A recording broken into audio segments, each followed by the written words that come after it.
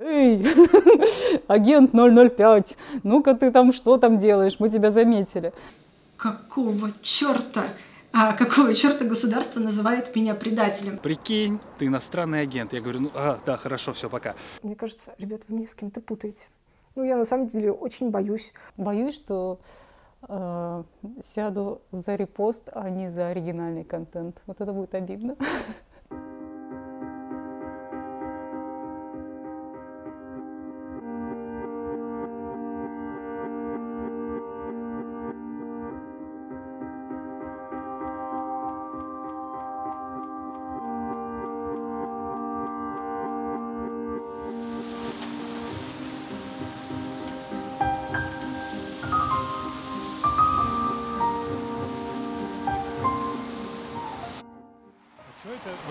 Это же старый район города? Да не, относительно новый. У нас старый район города, это как раз, наверное, Запсковье, там дальнее. И, эту часть, она изменилась где-то в конце 90-х, в начале там нулевых, здесь все было раздолбано.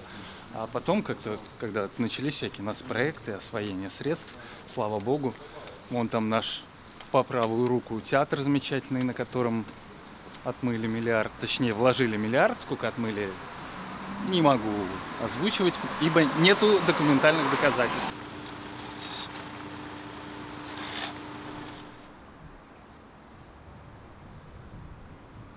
Вот это слияние Псковы и Великой, тоже красивое место. И вот туда, куда мы сейчас пойдем, мы зайдем с другой стороны, там отреставрированная Варламовская башня, там тоже очень крутой кусочек, настоящая прямо Европа. Хотя мы и есть Европа, о чем я говорю. Мне позвонил ваш коллега Иван Журавков и сказал: прикинь, ты иностранный агент. Я говорю, да, хорошо, все, пока. И все, и продолжил разговаривать с другим коллегой, который сидел у меня по другую сторону стола. Меня это абсолютно не впечатлило.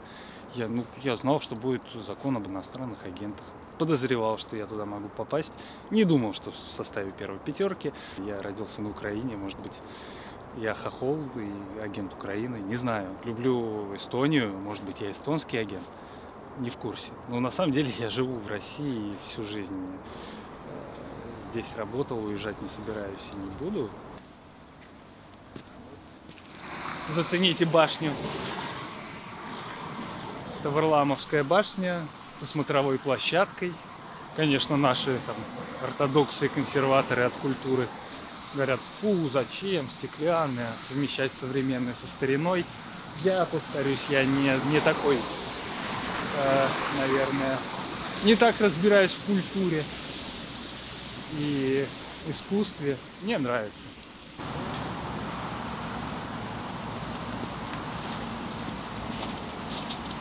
Куда? Иди сюда.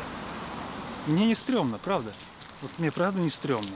Потому что я вообще никогда не обращал внимания на мнение тех людей, которые мне не интересны. А те люди, которых я уважаю, которые мне интересны, им пофигу. Инагент я, там, бипатрит или кто-то еще. Вот честное слово. После дела Светланы Прокопьевой, которая там несколько дней знала, что ее могут посадить на 6 лет, мне бояться того, что я тупо инагент? Это неинтересно. Если серьезно говорить, просто вот какой-то же бывает болевой порог. И когда тебе там отрубили палец и потом укололи иголкой, ты как бы не чувствуешь иголку. И вот инагент после таких уголовных дел, как у Светы, и других историй, как с Иваном Сафроновым, да, с Голуновым, пожалуйста, статус инагента и возможность там получить штраф, даже там 50 тысяч, это фигня, чем попасть в СИЗО или сидеть в тюрьме годами. Вот. Это меня напрягало бы, честно скажем. Сетки железные, конечно, немножко портят вид, но так как здесь платное посещение, целых 100 рублей, то, конечно, надо, чтобы никто не пролезал. Вот это, конечно, немножко... ладно. Я всегда хожу по пешеходным переходам, раздражаю своих коллег, которым говорю: нет, вон там в 20 метрах пешеходный переход, ну-ка пошли. Вот, всегда им говорил: вас могут оштрафовать за что угодно. Вы хотите хотя бы там не нарушайте, ходите по светофору и по пешеходному переходу, но не помогло. В общем, вот все равно, ну как иностранный агент, все равно продолжу не нарушать. Смотрите, да, центр города, избушка, только что не на курьих ножках. А напротив памятник федерального значения, красивый двор Постниковых, который в этом году открыли после долгой реставрации. Это шикарное просто, на мой взгляд, и само здание, и то, что там внутри.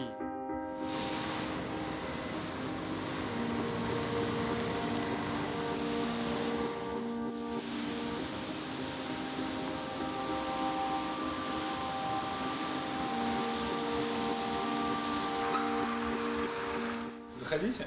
Мы живем на 2 дома.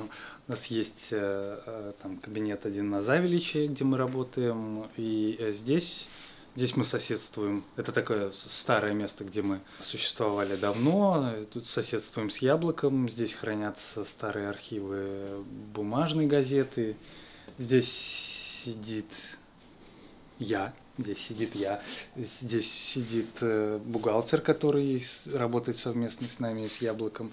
Ну и мои коллеги, они такие мобильные, они то тут работают, то там, то дома. Больше всего им нравится, конечно, работать дома. Вот. Также тут работают операторы и монтеры, которые помогают нам делать видеоконтент.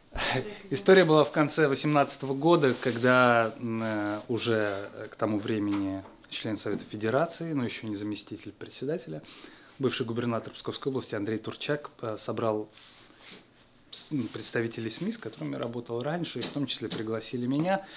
И в процессе общения он всем вдруг решил вручить грамоты в честь, по-моему, столетия образования то ли Союза журналистов, то ли еще чего-то. Там у меня на грамоте написано. Вот. И в том числе вручил мне, вручил грамоту, протянул руку. Я пожал руку, когда мне ее протянули, все нормально, мы там поехидничали друг над другом, но потом эта фотография попала в Facebook, а Facebook наш, как известно, беспощаден.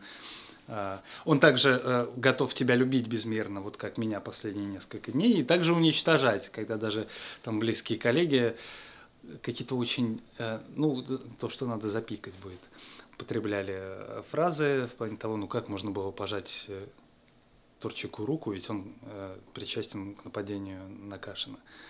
Когда я им объяснял, что я, наверное, кроме меня, больше про дело Кашина написал только Григорий Туманов, который тогда писал в «Коммерсанте». Это не оправдание. Пожал, все, ты скотина такая. Бывают периоды, когда я могу себе позволять там регулярно путешествовать. Опять же, не в этом году. Вот. А были периоды, когда, например, я жил больше месяца дома без света, потому что у меня не было возможности заплатить за электричество, мне его отключили. Я заряжал на работе телефон и ходил, светил с телефоном, потому что со свечками опасно, чтобы не устроить пожар. И вот так я месяц там жил, соответственно, и без холодильника тоже. Потому что такая была ситуация на тот момент. Я помню тоже, как на один из праздников мы с моим коллегой, у нас на двоих было одно вареное яйцо, мы разделили, это, в общем, вся еда, которая у нас была на тот день. Мы с ним там, допустим, перебивались тогда. У него были макароны просто за запас большой, у меня были пакетики типа Галина Бланка, я заваривал кипяток и мог так, допустим, питаться 2-3 дня вполне. И такие были времена. Вот так живут и иноагенты в России.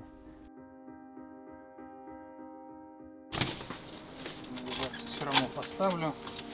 Но как поет БГ, послезавтра я опять буду здесь.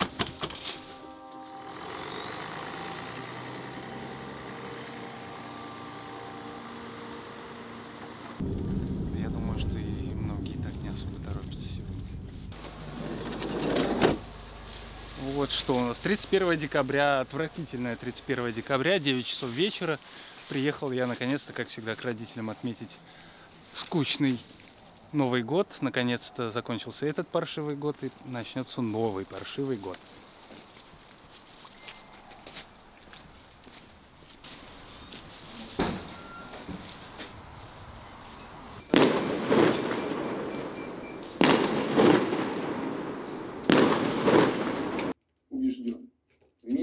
мы все преодолеем. Наладим и восстановим нормальную жизнь. И с новой энергией продолжим решать задачи, стоящие перед Россией в наступающем третьем десятилетии 21 века.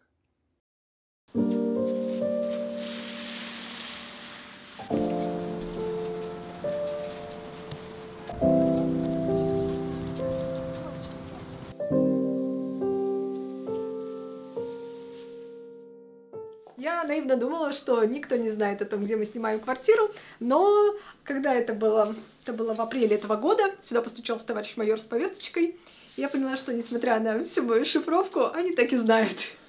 Что это такое? Это адвент-календарь. Я сделала сама, потому что я очень обожаю все рождественские традиции Европы. В каждом из дней есть задание. Так, какое у нас сегодня? Какой достать? Пускай будет 15-й, щелкунчика. Сделать новогодний макияж и селфи в нем. Это такие милые штуки, которые мы делаем обычно вечерами, когда оба заканчиваем работать. Вот. И это такой дух Рождества, такое новогоднее настроение и что-то сказочное.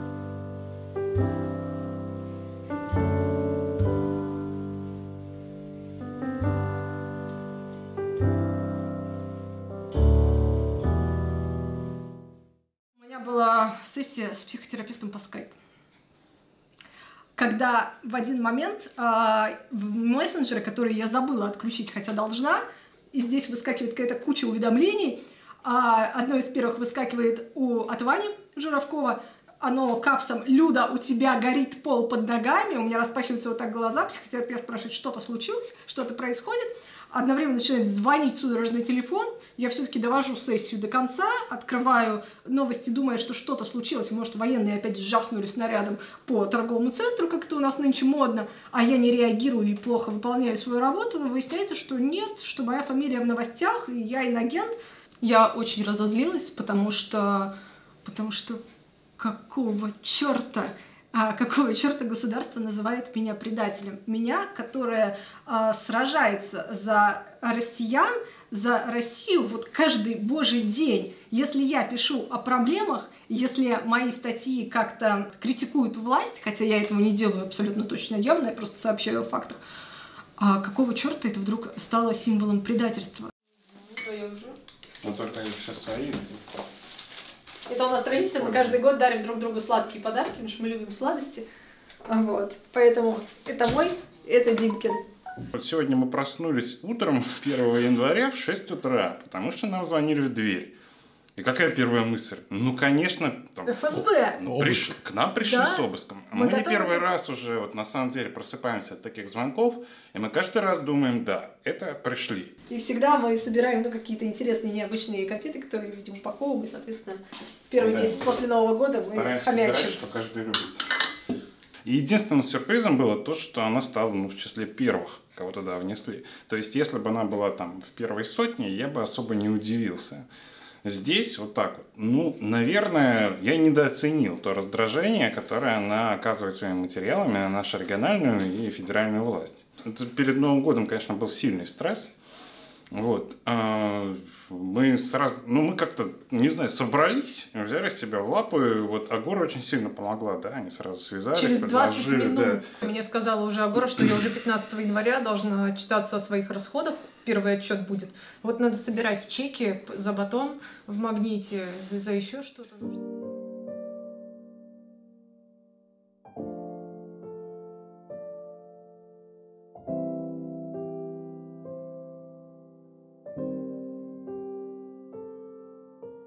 Я как настоящий иностранный агент, я, конечно, родилась не в России. Но где еще рождаться иностранному агенту? Я родилась в Эстонии, город Соломяя, когда уже Эстония не была в составе Советского Союза.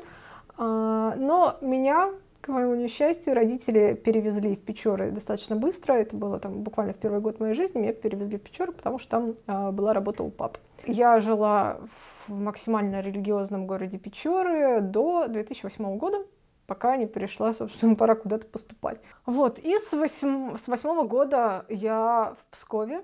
Тут важно сказать, что мои университетские приятели, они знают меня совершенно другой. Они меня знают путинисткой. Потому что в 2008 году я была в молодой гвардии, мы куда-то ездили, мы за что-то агитировали, а я говорила, что Владимир Путин национальный лидер, мы встаем с колен, Европа загнивает. Вот весь этот текст я выдавала абсолютно твердо, веруя в свою правоту.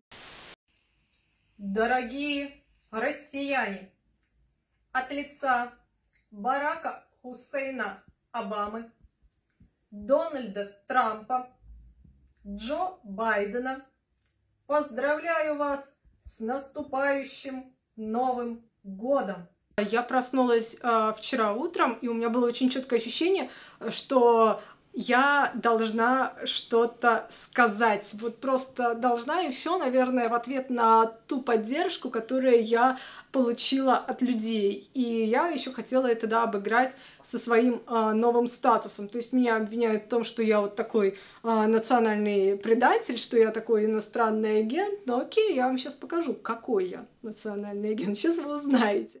Карл живет у нас 4 года, и мы его спасли вместе с зоозащитой.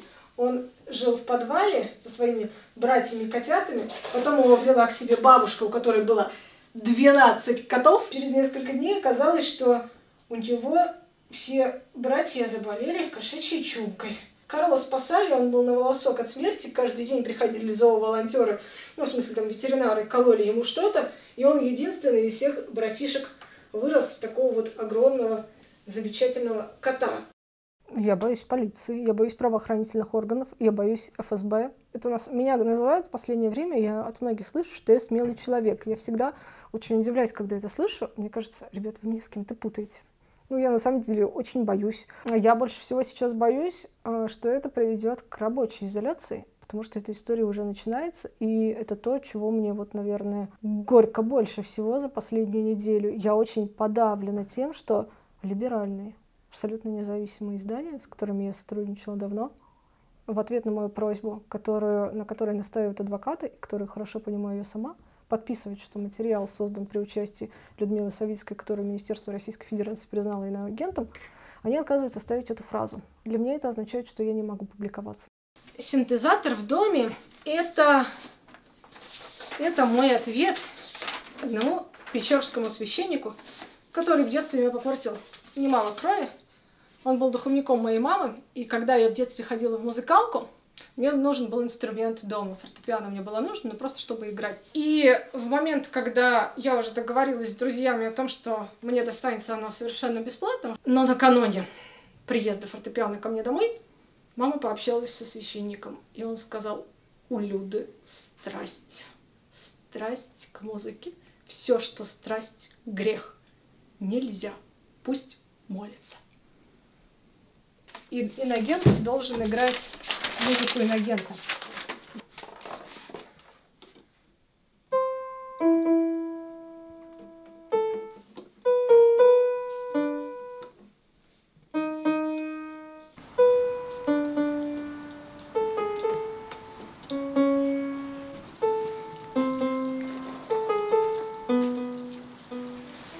Мы с адвокатами Агоры решили, что, конечно, нужно оспаривать, но это хотя бы такое дело чести. Но я ведь не согласна с тем, что я иностранный агент. Я утверждаю и продолжаю утверждать, что я агент России, агент россиян. Важно тут разделить, да, не агент государства, а агент именно россиян, людей, которые живут в нашей стране.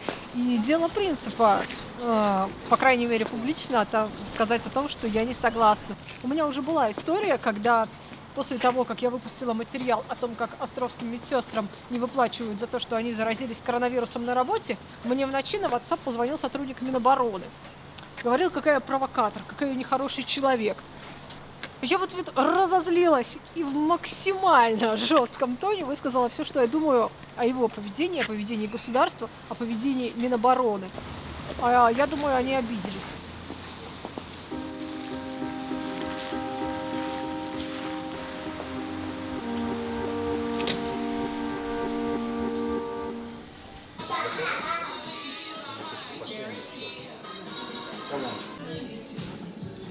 Ну, это я зависть, извини.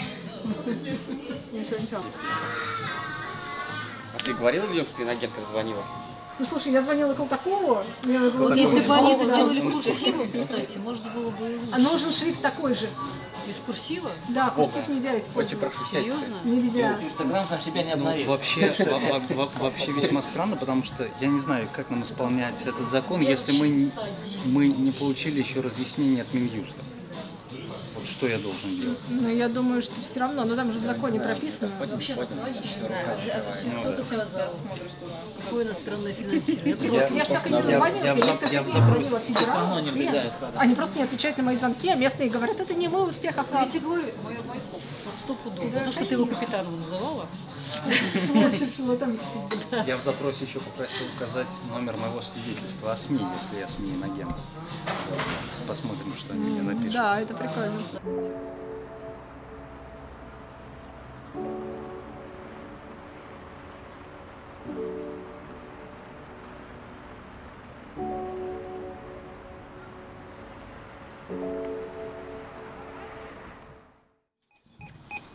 Та-дам! Поздравляем, вы нас нашли. Заходите. Здрасте.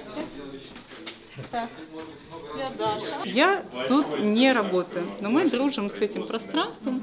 Это наше дружественное пространство, в котором была выставка, посвященная женскому протесту в Беларуси. Это феминистский активистский центр. Я просто помогала в плане организации, оформления и так далее. То есть я занимаюсь кураторской работой. Это чем я занимаюсь в активизме. Чаще всего я организую выставки антимилитаристские, феминистские, экологические, фестивали и так далее. Меня потряс этот объект. Он был сделан в пейнте. Меня прям это потрясло. Я поняла, что это вот тот случай, то, что когда в активизме ты узнаешь о каких-то таких вещах, ты думаешь, вот это реально то, что может делать каждый или каждая. Берешь, короче, пейнт и пикселями делаешь вот ту картинку, которую тебе надо. То есть вот это все совершенно вот случай горизонтального искусства, горизонтальной кооперации.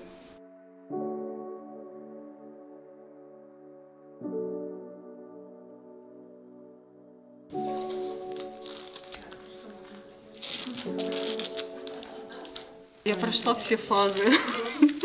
Мне перед глазами прошла вся моя жизнь. Вспомнила все свои иностранные контакты, примерно 1000. Думаю, ну где иностранный агент? Тут да, тут да, тут да. И потом я такая думаю, ну ладно, значит это так и есть. Да. Конечно, я сначала очень расстроилась. Я думаю, ну все. У меня был такой момент после вот этого после ареста летнего и после увольнения с Красного Креста. Летом у меня был самый тяжелый момент, потому что я поняла, что больше я не могу преподавать русский язык в нормальных местах, никто меня больше не возьмет. Все, я типа, фричка. Больше мне в нормальных местах работы не будет. Да, как не знаю, наверное, всем публичным феминисткам что-нибудь такое пишут. Все нормально, обычно, типа что-нибудь такое, типа валите в свою феминистию, что-нибудь такое. А тут наоборот пишут, о, симпатичная. Я говорю, а Льву Пономарёву вы тоже пишете, что он симпатичный? В чем смысл? То есть меня спрашивают, у тебя было иностранное финансирование? Ну, это уроки, это что-то там, какую-то фотографию мою использовала газета, тут какой-то фестиваль был. Ну, то есть, на самом деле, у меня, вот эта творческая работа, учебная работа, она просто круглогодичная, очень много. И мне это, с одной стороны, досадно, потому что получается, что в России я не востребована так, как я могла бы. У меня хорошее образование, у меня, хорошее резюме. И когда люди не знают мою фамилию, но смотрят мое резюме, они меня с удовольствием приглашают на работу. Я преподаю, наверное, лет с 22, мне сейчас 35. Я прошла все этапы педагогической работы. 2 года я работала в детском саду, 3 года я работала в школе, 2 года я работала в институте на подготовительном факультете, 2 года я работала в Красном Кресте с беженками и мигрантками и на курсах русского языка, на 2 разных. И, соответственно, все это время я преподаю русский и литературу как репетитор, потому что у меня 2 детей, ипотеки. Вся, я думаю, понятная такая история, как примерно половина педагогов живут в России. То есть тебе одной работы никогда не хватает, и ты идешь еще что-то где-то зарабатываешь. Вот, и с 2013 года так случилось, что у меня начался в жизни активизм, ну, такой публичный, потому что я наблюдала на выборах с 18 лет, а вот после 11-12 года я стала выходить на митинги, потому что там были какие-то совсем жуткие фальсификации на моем участке, где я тогда была уже членом комиссии с правом решающего голоса, но еще не активисткой в таком плане, чтобы прям вот выходить с плакатами. Вот. И с 2013 по 2018 у нас был творческий коллектив «Родина», и мы делали патриотические, такое комическое искусство на патриотическую тему. Не знаю, может быть, вы видели, всякие мы делали «Увы, парад», для «Увы, патриотов», всякие гротескные. Вот это я придумала. Это я. Было интересно это, потом стало интереснее это, потом стало интереснее то. Но я все время преподавала. То есть у меня никогда не было в жизни. Вот как в этом году я говорю, что меня отовсюду поувольняли. И мне говорят, ну ты же такая активистка. Я говорю, да если бы вы видели, как я живу. У меня типа 8 уроков в день, 9 уроков в день, и там 2 выходных дня. Выставка. Вот. А по вечерам я мама. То есть я понимаю, что это тоже немножко ненормально, но мне кажется, что как раз для активизма это очень нормально. Такой активизм выходного дня. Но только твоя рутинная работа, она же не попадает в камеру. Всем кажется, что ты, вот, наверное, целыми днями с плакатом стоишь. Ты же активистка, а то, что у тебя там, 3 работы на полставки везде. То есть у меня скорее вопрос к государству. Как вы допустили, что ваши учителя так работают много, что, видимо, не хватает им средств на основную работу, что потом еще остаются недовольными и выходят в пикеты? Мы как-то всегда благодарны всем, кто нам помогает. Вот, не всегда, конечно, материально, но... От вашего к нашему. Слушайте, замечательно. Спасибо вам огромное. Это прям вообще то, о чем я мечтала. Спасибо. Спасибо.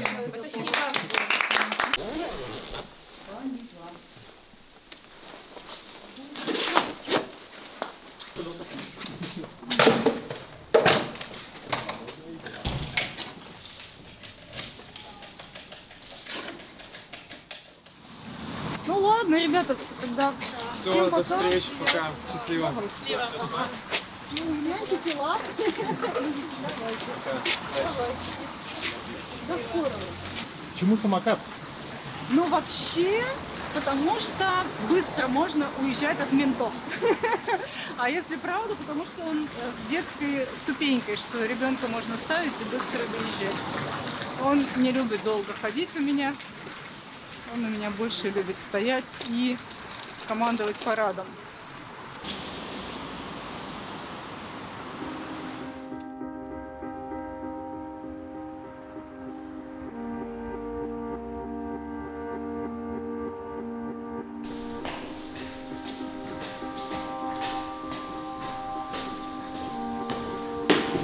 Привет! Вот вы сейчас видели настоящий петербургский парадняк. Заходите. Мы сегодня будем здесь, потому что дети не хотят быть в кадре, но они предупреждены и спрятались. Да, ну, конечно, есть огромный плюс в этой удаленной работе, что кто у меня не мог ходить из-за того, что дети маленькие. Сейчас все могут, только, конечно, главное вовремя микрофон выключать. Ого! Какая там веселая компания! Новый год! В прошлый раз с вами брали глаголы лежать, стоять, висеть, сидеть, да, мы повторяли их. Вот домашнее задание было посмотреть эту страницу и вспомнить, какие там формы. Я кладу, да? Да, я кладу. Я кладу, ты кладешь, он кладет. Да, есть у нас диаспора, например, афганская, которая торгует на рынке в Апраксином дворе. Короче, есть такие вот ремесленные, мастеровые, у которых целое вот направление, чем они занимаются. То есть вот узбекская диаспора, например, она торгует на сенном рынке. Когда я преподавала вот на подготовительном факультете студентам из Узбекистана, я не могла туда ходить, потому что приходишь на рынок за, не знаю, килограммом картошки, тебя догоняет твой студент там, с мешком мандаринов, который там: учитель, я вас так уважаю, возьмите мандарины. И мне было так стыдно всегда. Я увижу, смотрю, Абдурахман стоит, и я так как-то бочком и мимо него. Я вешаю. Ты вешаешь, они вешают. Замечательно, прекрасно, да? Самое-самое главное, что мы помним. У нас был урок в библиотеке, и отключили свет. И просто, отключили свет, но светло, лето, из окон достаточно освещения, мы занимаемся, и просто вот эта ситуация приводит к тому, что они начинают рассказывать, а я смотрю, когда вот нет света, я сразу вспоминаю свой город, где сейчас идет война и бомбежка, и у нас тоже всегда нет света. И просто на пустом месте вот начинается очень тяжелый разговор, который я не психолог, я не знаю, что в такой ситуации делать, примерно представляю, как там, поддержать, посочувствовать и так далее. Но то есть работа с людьми из регионов, где идет война, это работа не только педагогическая. Нужно, конечно, учиться тому, чтобы разговаривать аккуратно и так далее. Но в целом они все очень доброжелательны к России, они готовы этой России простить все. Только дайте просто жить, работать, они все готовы простить. И это я понимаю, что так звучит, может быть, вы мне не верите, но у меня огромное количество студентов искренне обожают Россию. Они говорят, я обожаю Россию, я влюблен в Россию, мне так все нравится, я гуляю по Петербургу, мне все нравится, я тут работаю, мне все нравится. Вот. Я прямо восхищен вашим образом жизни. То есть, конечно, они все сталкиваются с этой несправедливостью, с этими милиционерами. У каждого из них тысячи историй, как их арестовывали, как их пугали, как их пытались депортировать, как к ним приходят за взятками домой раз в месяц, там 3000 с них берут. Как жуткая совершенно история. У меня студентка из Узбекистана рассказывала, она говорит, меня остановили, и по-узбекски он мне говорит, дай ты 3000 рублей. То есть эти наши дуболомные милиционеры, которые не могут еще по-английски сносно объясняться, но они уже по-узбекски выучили, дай 3000 рублей, чтобы вот с нее стрясти. Но несмотря на это, они все равно хотят что-то здесь вот как-то реализоваться. Они готовы, этот дискомфорт им понятен, они готовы его терпеть. Им есть с чем сравнивать, там еще хуже, вот, к сожалению. Все эти глаголы несовершенного вида. На всякий случай помним, да, потому что они не такие, как другие, чтобы потом не запутаться. Я боюсь, не знаю, потерять возможность заботиться о своих детях, пока они маленькие, помогать сестре. Боюсь, что не доживу до революции, будет обидно. Хотя, если я буду знать, что она неизбежна, тогда ничего, можно и потерпеть. Вот. Боюсь, что сяду за репост, а не за оригинальный контент. Вот это будет обидно. Но мне нравится, я очень вообще сейчас рада, что у меня стало больше времени после того, как меня отовсюду поувольняли, я могу больше времени проводить со своими детьми. И мы очень любим динозавров. Они у нас живут. Вот у нас тут просто миллион динозавров. У них у всех есть имена и фамилии, и характеры. Мне важен был активизм, которым занимались Pussy Riot, потому что, я сейчас вообще скажу удивительную вещь, я тогда была православной. Я была православной в течение многих лет. Меня крестили в детстве, я ходила в церковь. И после того, что они сделали, я ничего не поняла. Но потом я послушала их текст, и самое важное, я посмотрела на реакцию патриарха Кирилла, который устроил стояние, который устроил совершенно отвратительную травлю этих участниц, и посмотрела на то, что делает государство. И для меня это была какая-то точка, после которой у меня трещина, которая уже тогда была между мной и религией, увеличилась. И после этого я уже не смогла больше ходить в церковь.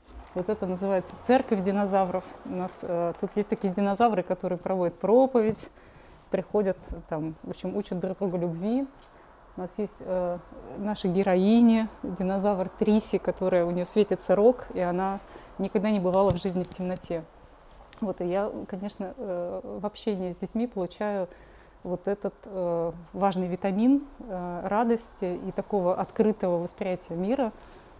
Мы делали с сыном динозавров все. Так, сейчас где-то он у меня или упал.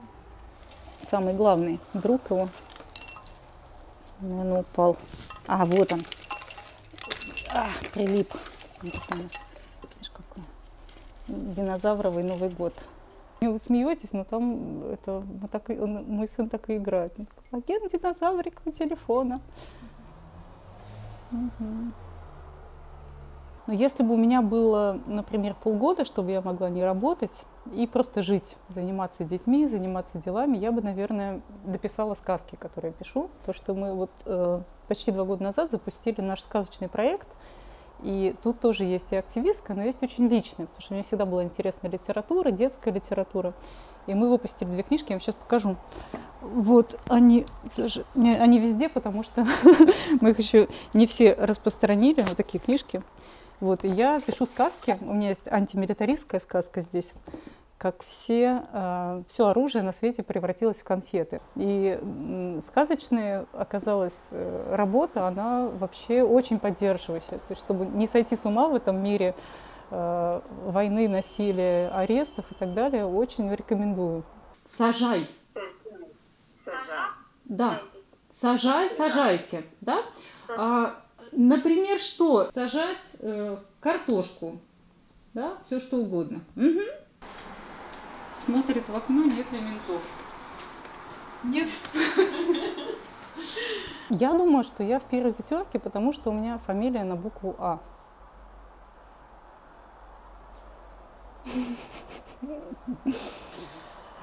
Но, может быть, не поэтому.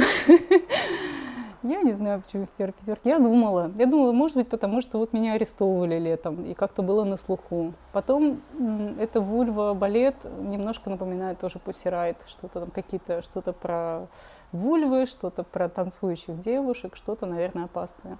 Потом я видела свою страничку, несколько страниц из моего досье из центра которое было прикреплено к протоколу. Я поняла, что там у них уже много накопилось бумажек, и, видимо, я действительно в каком-то этом шорт-лист попала.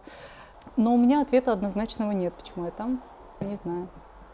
Если бы мне полгода назад сказали, что меня включат, если я сделаю вульва-балет, то, может быть, я бы не делала лично, но занималась бы каким-то другим образом делом Юлии Цветковой, старалась бы не потому, что я трусиха или что-то в этом духе, а просто потому, что я понимаю, что это нежелательное внимание, которое сейчас не только ко мне приковано к моим студенткам, приковано к моим подругам, приковано к моим ученикам и так далее. То есть в этом смысле мне совсем не понравилось быть инагенткой, потому что я не хотела этого внимания. Да, я занимаюсь активизмом, но мне это внимание вообще ни к чему. Мне бы хотелось продолжать свою маленькую рутинную активистскую работу. Я не хочу делать это все. Это ощущение, как будто над тобой зажгли какой-то там свет. Вот все там идут, такой там вечер, сумрак, все говорят, или там голос сверху: «Эй, агент 005, ну-ка ты там что там делаешь, мы тебя заметили». То есть, конечно, мне это вообще не понравилось. Но, с другой стороны, если бы выбирать и сказать, вот не включили бы тебя, включили бы кого-то другого, просто потому что нам нужно 5 человек, я бы сказала, ну и ладно, ну и включайте меня. Самое главное, сейчас все потрещат, извините, поговорят об этом, пошумят, и потом мы вернемся к нашей обычной реальности. Я не думаю, что этот статус сейчас изменит кардинально всю мою жизнь. Не думаю. Ну, ладно, теперь еще и инагент. Что дальше? Звезду мне пришьете, что ли?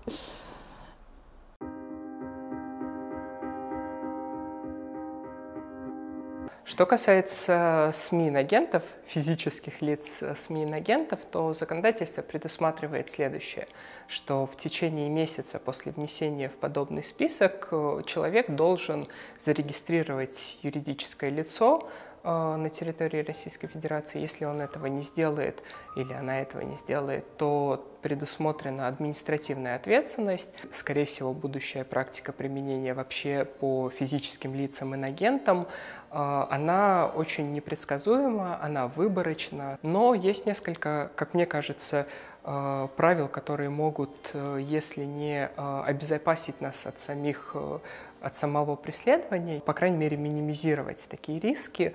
Во-первых, правило того, что необходимо обжаловать подобные факты. Например, если вас включают в списки инагентов, то еще один путь может быть менее юридический, но от этого может быть не менее деятельный. Это путь солидаризации. И сейчас, насколько мне известно, коалиция различных НКО, различных общественных деятелей подготовили петицию. Можно подписать эту петицию, можно выразить свое недовольство в соответствии с данными законопроектами, помогать людям, в отношении которых несправедливо применяется это регулирование. В общем, мне кажется, что здесь использование правовых механизмов и солидарность – это те инструменты, которые есть у нас.